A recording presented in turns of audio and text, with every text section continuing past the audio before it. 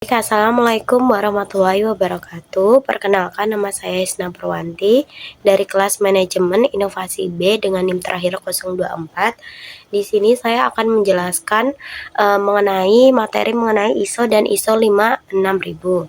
Nah, ISO dan ISO 56000 merupakan bagian penting dari upaya global untuk memastikan bahwa organisasi di seluruh dunia dapat menerapkan praktik terbaik, khususnya dalam hal manajemen inovasi.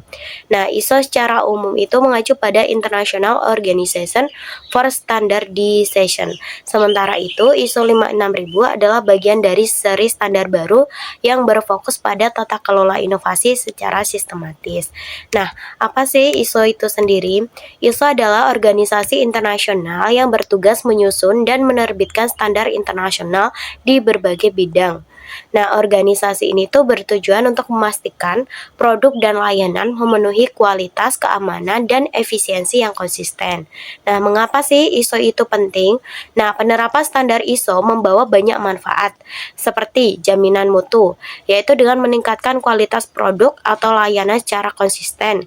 Kemudian yang kedua, ada efisiensi operasional, yang bisa membantu organisasi bekerja lebih efisien dan efektif. Kemudian yang ketiga ada peluang global, di mana membuka akses ke pasar dan perdagangan internasional. Kemudian yang keempat yaitu membangun kepercayaan dengan meningkatkan kredibilitas di mata pelanggan dan mitra. Nah, selanjutnya saya akan menjelaskan sedikit mengenai ISO 56000. Nah, ISO 56000 adalah bagian dari seri standar manajemen inovasi yang disusun untuk membantu organisasi mengembangkan inovasi secara sistematis. Nah, standar ini tuh memberikan definisi umum serta prinsip-prinsip dasar dalam manajemen inovasi dan menjadi fondasi bagi standar-standar lainnya. Seperti ada ISO 56001, ISO 56002, ISO 56003 dan seterusnya. Nah, apa sih tujuan dari ISO 56000 ini?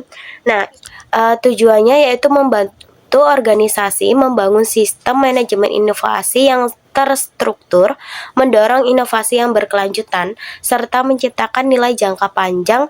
Dengan pendekatan ini, organisasi tidak hanya mampu menghasilkan ide, tetapi juga mampu merealisasikan secara efisien dan bernilai. Kemudian apa saja sih prinsip utama dari ISO 56000? Nah, seri ini tuh didasarkan pada sejumlah prinsip seperti yang pertama, realisasi nilai dari inovasi, kemudian yang kedua, kepemimpinan visioner, yang ketiga, budaya organisasi yang mendukung inovasi, serta yang keempat, mengelola risiko dan ketidakpastian. Nah, prinsip-prinsip ini tuh menekankan bahwa inovasi bukan hanya soal ide, tetapi juga proses yang harus dikelola secara strategis dan sistematis. Materi selanjutnya saya akan menjelaskan mengenai inovasi. Kan tadi sudah disinggung sedikit. Inovasi itu apa?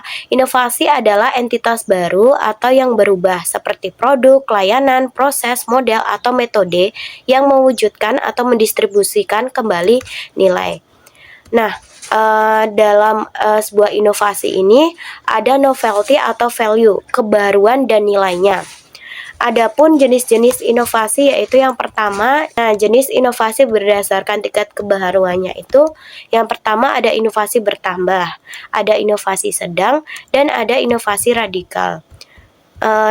Adapun jenis inovasi berupa perubahan atau dampak itu ada dua, yaitu inovasi yang mengganggu dan inovasi transformatif. Kemudian jenis inovasi yang nilainya dapat direalisasikan ada inovasi pertumbuhan, inovasi produktivitas, inovasi berkelanjutan, inovasi lingkungan, dan inovasi strategis.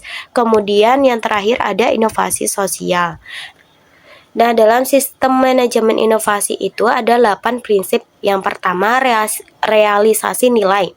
yaitu memberikan manfaat dari peluang dan mewujudkan nilainya. Yang kedua yaitu pemimpin yang fokus pada masa depan, yaitu dengan mengembangkan pemimpin yang visioner dan inspiratif dengan pandangan ke depan. Kemudian yang ketiga ada arah strategis. Arah strategis ini yang maksudnya adalah menyelaraskan inovasi dengan misi dan visi organisasi. Kemudian yang keempat ada budaya, yaitu dengan memupuk nilai keyakinan. Kemudian yang kelima ada memanfaatkan wawasan. Kemudian yang keenam ada mengelola ketidakpastian. Kemudian yang ketujuh ada kemampuan beradaptasi. Yang kedelapan yaitu pendekatan sistematis.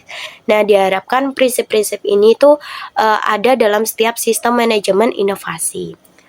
Sekian yang dapat saya sampaikan. Terima kasih. Wassalamualaikum warahmatullahi wabarakatuh.